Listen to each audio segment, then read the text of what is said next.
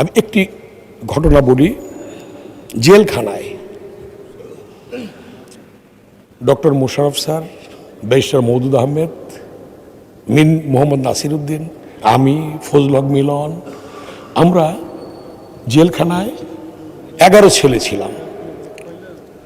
আমাদের পাশে এবং ইকবাল হাসান টুকু। জেলখানায় আমরা রাতে খাবার খেতে যাব একসঙ্গে। মাননীয় আজকের প্রধানমন্ত্রী আমাদের পাশের রুমই থাকতেন। তো একটা ছেলে পানি নিয়ে আসছে।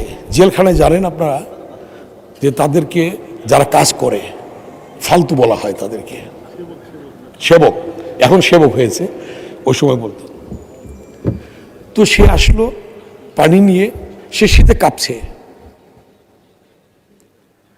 আমাদের সামনেই সে কাঁপুনি দেখে আজকের মাননীয় প্রধানমন্ত্রী জনাব তারেক রহমান নিজের জ্যাকেটটা খুলে ওই ছেলেটার গায়ে পরিয়ে দিলেন।